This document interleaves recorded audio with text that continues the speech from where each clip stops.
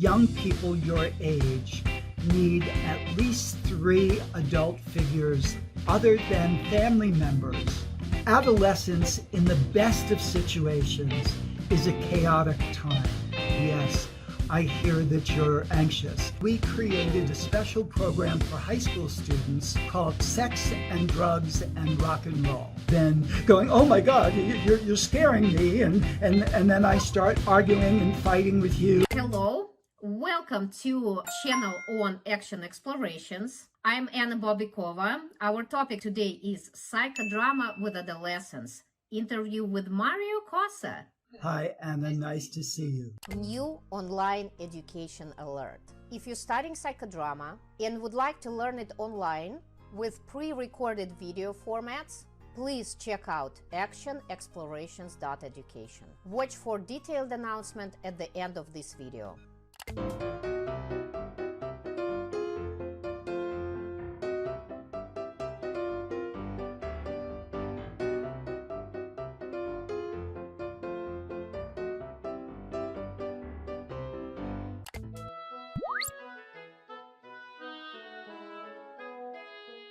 Research has shown that people your age need at least 3 adult figures other than family members to provide support and encouragement in order to build what we call resilience. And that doesn't mean that friends aren't important, because friends are very important in terms of feeling connected and feeling understood. But this message from Anya to look for some adult who can also provide support will really, in the long run, be of great service to you. Wow.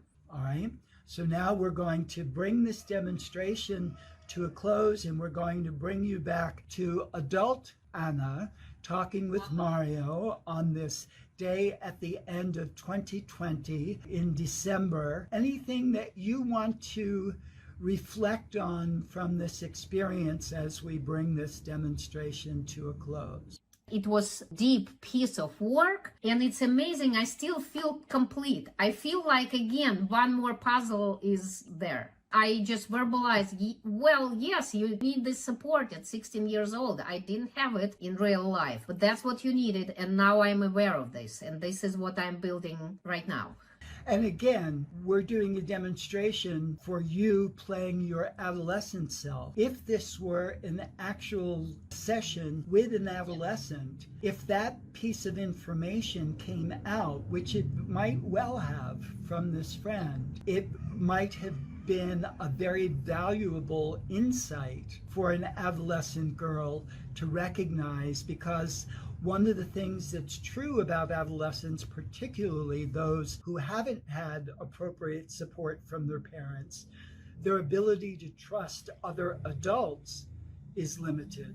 To have that thought that maybe there are some adults, and that's why I made the comment that I did, because I'm assuming that if I'm your counselor, that we've developed a positive relationship, and you might think, well, all right, maybe Mario is one of those people.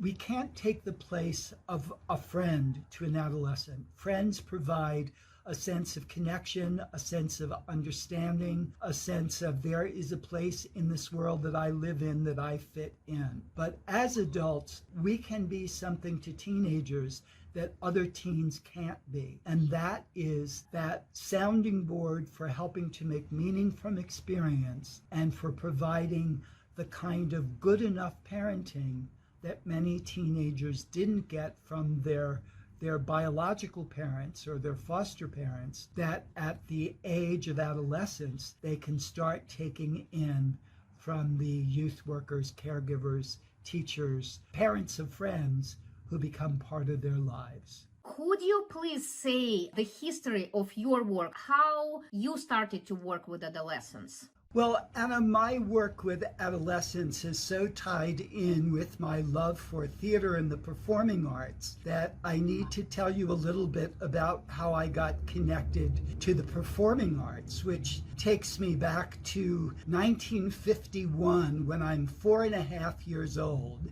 and my mother takes me to see An American in Paris, the movie with Gene Kelly. And I have to be honest, I don't remember this myself, but family legend goes that after the movie, I looked up at her and said, "Oh, Mommy, I want to do that." And she enrolled me in tap dance lessons. And that was the beginning of my love for performing, especially because I was the only boy in a class of little girls. So whenever we did recitals, I was always center stage. So I felt like I was the star. In addition to my love for theater and the performing arts, I also loved math and science. They had a career festival and they didn't have any actors there. So I decided to go to the speaker who was a doctor to talk about medicine. I figured that was a related field. And from that moment on, my mother started referring to me as my son, the doctor.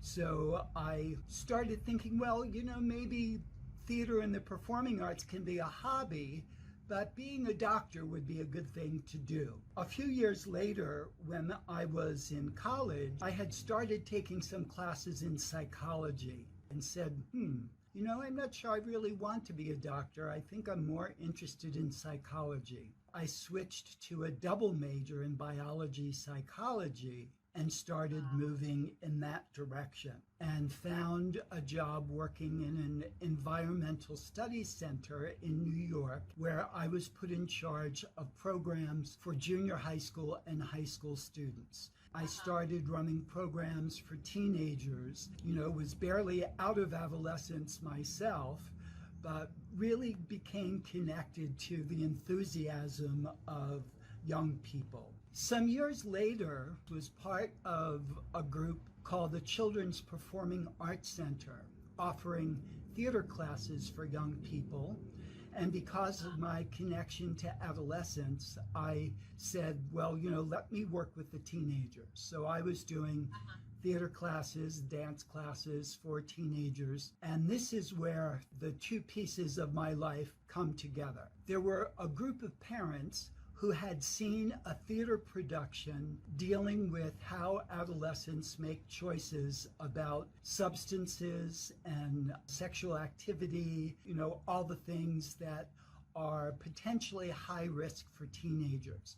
And they came to us and said, could you guys do a program like that? And we said, well, yeah, sure. And I talked to a friend of mine who was a therapist, and we created a special program for high school students called Sex and Drugs and Rock and Roll. And we use theater as a way to look at these issues of how students are making choices about, are they going to smoke? Are they going to smoke marijuana? Are they going to drink? Are they going to be sexually active?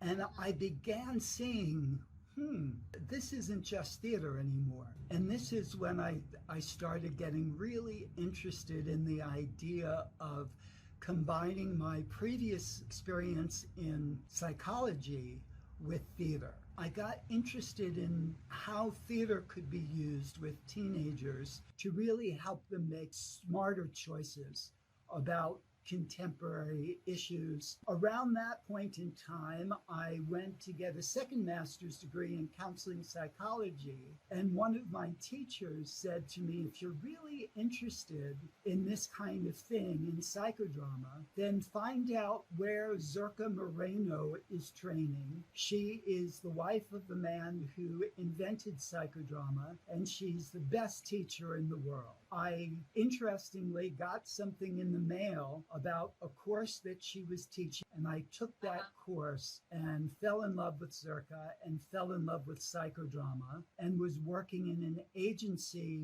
as a caseworker for teenagers when the board of the agency was looking to develop new programs to help kids stay out of trouble rather than to deal with them after they got into trouble. And I said, I've got an idea. And I created a program called Acting Out, which was a psychodrama, drama therapy, theater improv group for young people to work on their personal issues as well as for the purpose of exploring contemporary adolescent issues. And I've been doing it ever since. I've been involved Wow. using psychodrama with youth. I ran the Acting Out program for 13 years before moving to other parts of the world, and also became a psychodrama teacher and started doing courses both through Therapeutic Spiral and involved in working with youth workers and work teenagers ever since. My practice right now is twofold. I work as a trainer in psychodrama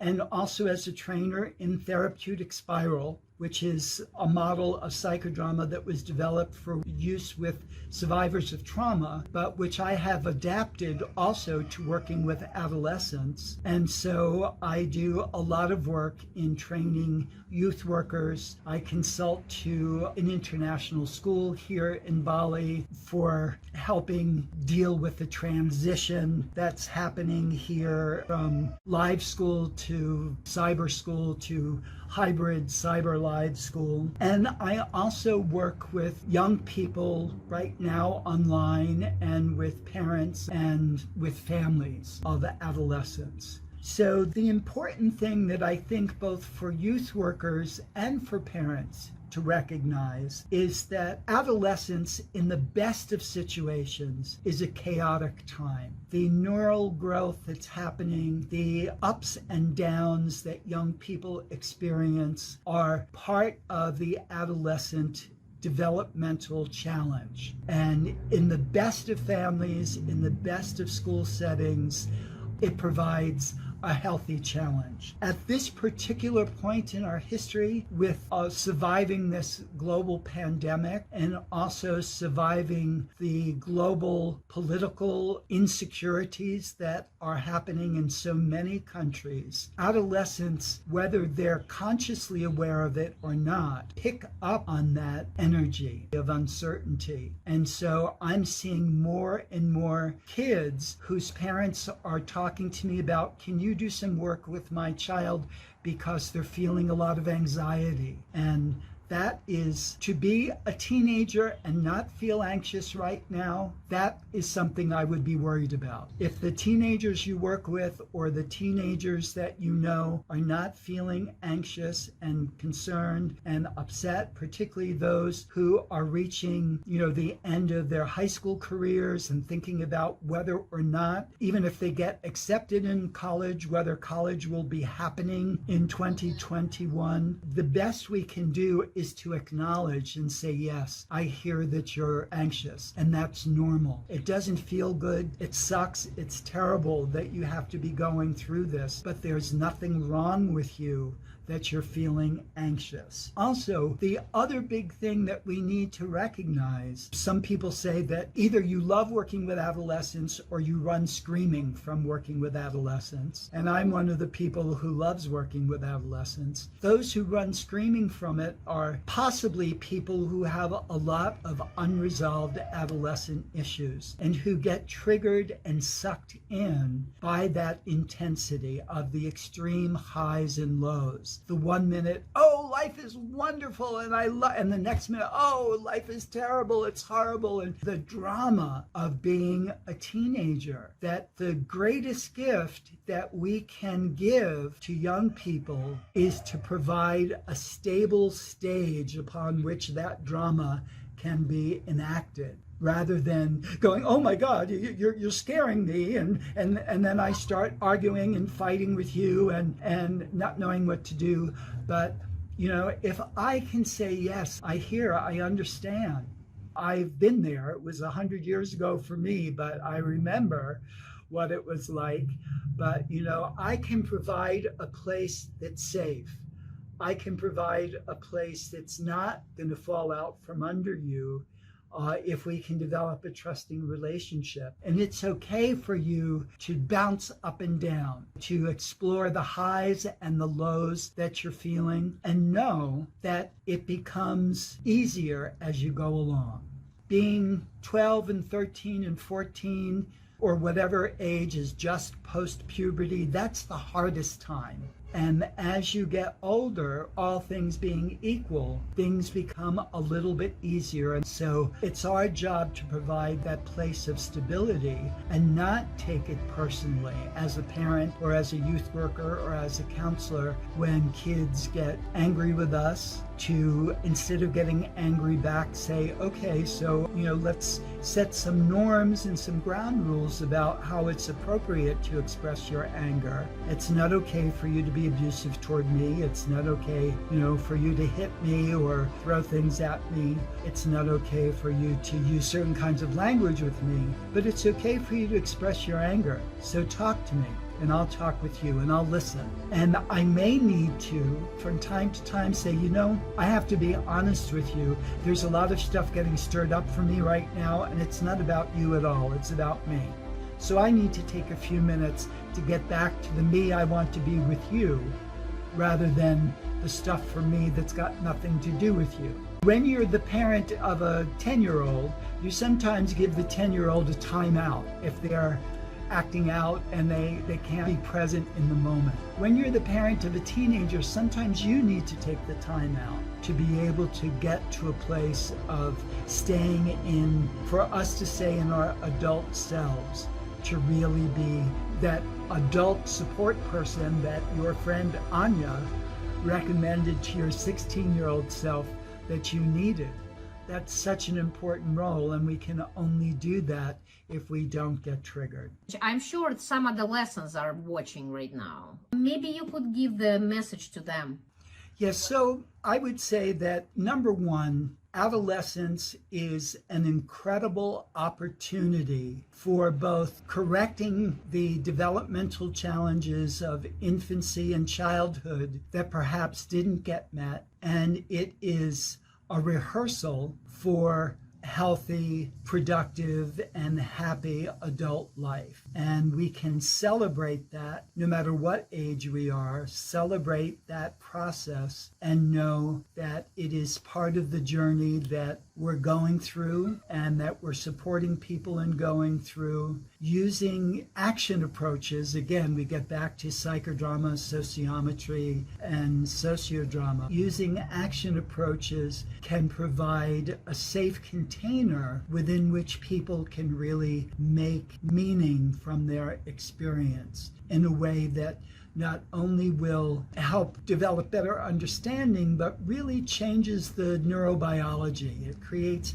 healthy neural pathways that will stay with us for the rest of our lives. Mario, I really appreciate your time. I really appreciate our interview. And thank you for watching. See you in the next video. Namaste. If you'd like to learn psychodrama online from leading trainers, affordably and at your own pace, go to actionexplorations.education. This is my project to expand access to the best trainers in the world.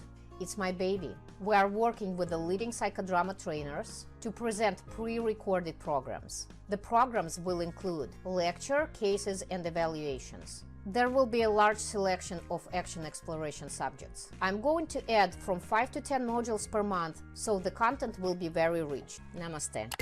If you are interested in learning more about work with adolescents, we are going to record with Mario the full course on that topic. It should be on Action Explorations Education in spring 2020.